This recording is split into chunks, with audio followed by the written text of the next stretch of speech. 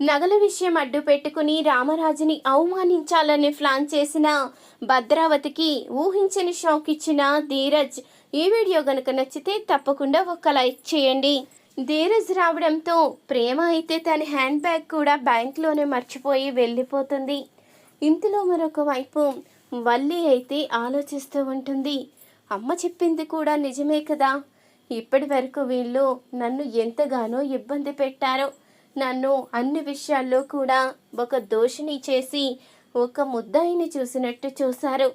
ఇప్పుడు నా టైం వచ్చింది. మావయ్య గారు ఎలాగో నాకు అవకాశం ఇచ్చారు కాబట్టి నేను వీళ్ళ మీదున్న కోపాన్నంతా ఇప్పుడే ప్రదర్శించగలను. ఇప్పుడు నేను కడుపుతో ఉన్నాను కాబట్టి వీళ్ళెవ్వరూ కూడా నన్ను ఏమీ అనలేరు. నేను ఏం చెప్పినా చచ్చినట్టు ఒక పని మనిషిలా చెయ్యవలసిందే అంటూ తన మనసులో అనుకుంటూ మురిసిపోతూ ఉంటుంది వల్లి అయితే. ఇంతలో ప్రేమ ధీరజ్ అయితే ఇంటికి వస్తారు. అప్పటికి ధీరజ్ అయితే ప్రేమతో చెప్తూ ఉంటాడు, నువ్వు నాకు ఈరోజు చాలా సహాయం చేస్తున్నావు. నేను అసలు ఆ అమౌంట్ ఎలా తీసుకురావాలో అర్థం కాని అయోమయ పరిస్థితిలో ఉన్నాను. కానీ నువ్వు సమయానికి అంత డబ్బు ఎలా తీసుకురాగలుగుతున్నావే? నీకు అంత డబ్బు నమ్మకంగా ఇచ్చేవాళ్ళు ఎవరున్నారు అంటూ అనగానే ప్రేమకైతే ఏం సమాధానం చెప్పాలో అర్థం కాని అయోమయ పరిస్థితిలో అయితే ఆలోచిస్తూ ఉంటుంది. ఇప్పుడు నేను ఏం చెప్పాలి? నా నగలు బ్యాంకులో తాకట్టు పెట్టి నీకు డబ్బులు ఇస్తున్నాను అంటే నువ్వు ఎట్టి పరిస్థితిలో ఒప్పుకోవు. నేను గనక ఇప్పుడు ఆ విషయాన్ని చెప్తే నువ్వు ససేమీరా నీ అవకాశాన్ని వదిలేసుకుంటావు. అలాగని ఇంట్లో తెలిసినా ఒప్పుకోరు. అందుకని ఈ విషయాన్ని మాత్రం బయట పెట్టను అంటూ తన మనసులో అనుకుంటూ ఉంటుంది ప్రేమ అయితే. ఇక మరొక వైపు భద్రావతి అయితే ఇంటికి వచ్చి కోపంతో రగిలిపోతూ ఉంటుంది. ఇప్పుడు నాకు అవకాశం దొరికింది. ఇన్ని రోజులు ఆ రామరాజుని ఎలా అవమానించాలని ఎదురు చూస్తున్నాను. ఇప్పుడు సరైన అవకాశం దొరికింది. ఈ అవకాశాన్ని అడ్డు పెట్టుకుని ఖచ్చితంగా ఆ కుటుంబాన్ని ఒక ఆట ఆడుకుంటాను. ఆ రామరాజుని రోడ్డు మీదకి లాగి ఆ ఇంటి పరువు తీసేస్తాను అంటూ భద్రావతి అయితే తన మనసులో అనుకుంటూ మురిసిపోతూ ఉంటుంది. మంచి అవకాశం, ఈ అవకాశాన్ని మాత్రం అస్సలు వదులుకునే ప్రసక్తే లేదు అంటూ అనుకుంటూ ఉంటుంది. ఇంతలో వల్లి అయితే తన దగ్గరున్న బెల్ అయితే మోగిస్తుంది. ఏంటి అంటే అన్నానంటారు కానీ ఇదేంటి, ఏదో నీకు ఏం కావాలితే అడగడానికి బెల్ ఇచ్చారు కదా అని 24 గంటలు ఆ బెల్ల మోగిస్తూ ఉంటే మేము కూడా మనుషులమే కదా, ఎందుకు అలా చేస్తున్నావు? అవకాశం దొరికింది కదా అని నాతో ఆడుకోవాలని చూస్తే మాత్రం ఊరుకోను అంటూ ఇక వేదవతి అనేసరికి అప్పుడు ఇక వల్లి అయితే అమ్మో, అత్తయ్య గారికి కోపం వచ్చినట్టుందే. ఏదో కడుపుతో ఉన్నాను కదా, మావయ్య గారు చెప్పినందుకైనా ఏది అడిగితే అది చేస్తారు అనుకుంటే ఇలా కోప్పడుతున్నారేంటి అంటూ ఆలోచిస్తూ ఉంటుంది వల్లి అయితే. చెప్పు, ఏం కావాలి అంటూ అనగానే అది కాదు అత్తయ్య, నాకు కాస్తన్ని మంచినీళ్ళు కావాలి.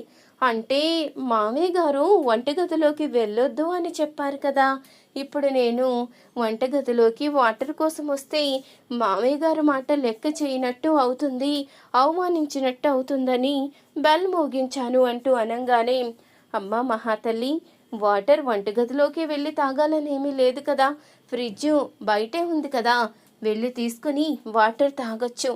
నిన్ను ఏ పని చెయ్యొద్దంటే కనీసం ఇలా వాటర్ కూడా తీసుకుని తాగొద్దని కాదు, కాస్త ఇలాంటి చిన్న చిన్న పనులు చేసుకుంటే రేపొద్దున్న రోజు నీకు ఎలాంటి ఇబ్బందులు లేకుండా ఉంటాయి. నువ్వు మాత్రం పదే పదే వంక పెట్టుకుని మాతో ఆడుకోవాలని చూస్తే మాత్రం ఊరుకోను అంటూ వేదవతి కోపంగా చెప్పి వెళ్ళేసరికి వామ్మో, నేను ఒకటి అనుకుంటే ఒకటి జరుగుతుంది. నేనేదో వీళ్ళతో ఆడుకోవాలని చూస్తే వీళ్ళే నన్ను ఒక ఆట ఆడుకునేలా ఉన్నారే. అయినా నాకెందుకులే, అవకాశం దొరికినప్పుడు చూస్తాను అంటూ వల్లి అయితే అనుకుంటూ ఉంటుంది. ఇంతలో భద్రావతి అయితే కోపంగా బయటుండి రామరాజు బయటికి రా అంటూ అరుస్తూ ఉంటుంది. ఆ అరుపులకి ఇక ప్రేమ అందరూ కూడా బయటకైతే వస్తారు. ఏమైంది, ఎందుకు అలా అరుస్తున్నావు అంటూ వేదవతి అయితే అడుగుతూ ఉంటుంది. ఏమైందా, అసలు మీ కుటుంబానికి సిగ్గు శరం అన్నది ఏమీ లేదా? ఇంటి కోడలు నగలు తాకట్టు పెట్టుకుని బ్రతికే స్థితికి దిగజారిపోయారా? అదేదో నన్ను అడుక్కుంటే ముష్టి పడేసేదాన్ని కదా, ఇంటి కోడలు నగలు తాకట్టు పెట్టుకోవడం ఏంటి అంటూ అడుగుతూ ఉండగా అప్పుడు ఇక వేదవతికి అయితే ఏమీ అర్థం కాదు. ఇంతలో ప్రేమ అయితే కంగారు పడుతూ ఉంటుంది.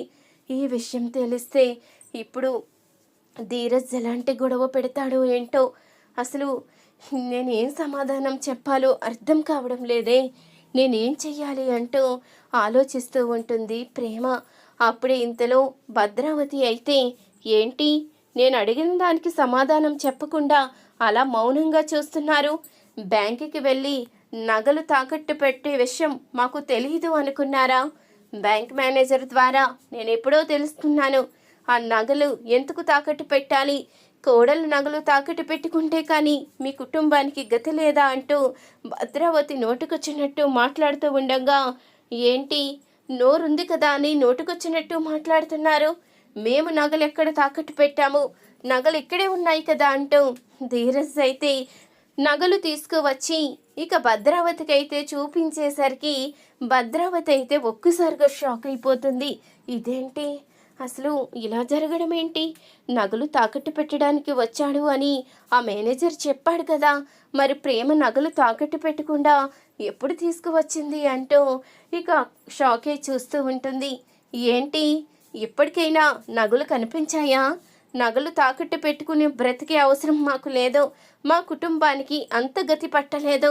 ఇంకొకసారి నోటుకొచ్చినట్టు మాట్లాడాలని చూస్తే ఊరుకునే ప్రసక్తే లేదు అంటూ భద్రావతికి వేదవతి అయితే షాక్ ఇస్తుంది. ఇంతలో ఇక భద్రావతి అయితే బ్యాంక్ మేనేజర్కి అయితే ఫోన్ చేస్తుంది. ఏంటి నువ్వు చెప్పింది ఏంటయ్యా? మా ప్రేమ నగలు తాకట్టు పెట్టడానికి వచ్చింది అని చెప్పావు, కానీ వీళ్ళ నగలు వీళ్ళ దగ్గరే ఉన్నాయి కదా అంటూ అనగానే, అయ్యో మేడం, మీకు చెప్దామనే మర్చిపోయాను. నిన్న మీ మేనకోడలు తన హ్యాండ్ బ్యాగ్ మర్చిపోయి వెళ్ళిపోయింది. మళ్ళీ తన హ్యాండ్ బ్యాగ్ కోసం ఇక్కడికి వచ్చింది. అప్పుడే తన హ్యాండ్ బ్యాగ్ తీసుకువెళ్ళిన తర్వాత తన భర్త లోపలికి వచ్చి, నా భార్య నగలు తాకట్టు పెట్టడం లేదు, నా భార్య నగలు ఇవ్వండి అంటూ తన భర్త తీసుకుని వెళ్ళిపోయాడు మేడం. మీకు ఈ విషయం చెప్దామని మర్చిపోయాను అంటూ బ్యాంక్ మేనేజర్ అనగానే ఏడ్చినట్టుంది.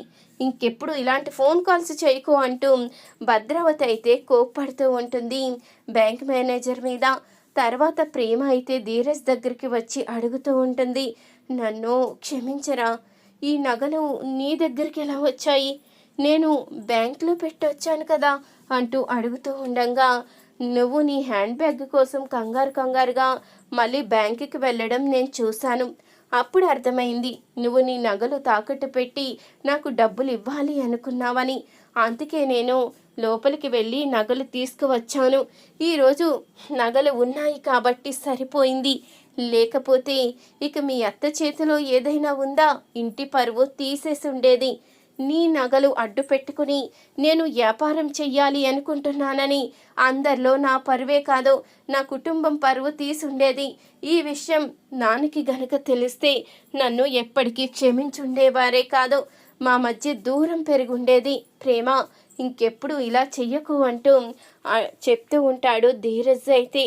అది కాదురా, నువ్వు అందరిలో తలెత్తుకు గర్వంగా తిరగాలని నా నగలిస్తే నువ్వు ఒప్పుకోవనే నేను ఇదంతా చేశాను, నన్ను క్షమించు అంటూ అనగానే, నువ్వు క్షమాపణ చెప్పవలసిన అవసరం లేదు, నువ్వు నా గురించి ఎంతగా ఆలోచిస్తున్నావో అర్థమైంది, అందుకని నిన్ను ఏమీ అనలేకపోయాను అంటూ ధీరజ్ అయితే చెప్తూ ఉంటాడు. అప్పుడే ఇంతలో భద్రావతి అయితే కోపంగా బయటికి వెళ్ళేటప్పుడే ధీరజ్ అయితే ఆపుతాడు. చూడు, ఆ వంక ఈ వంక పెట్టుకుని నా కుటుంబం పరువు తీయాలని చూస్తే మాత్రం నేను ఎట్టి పరిస్థితిలో క్షమించను.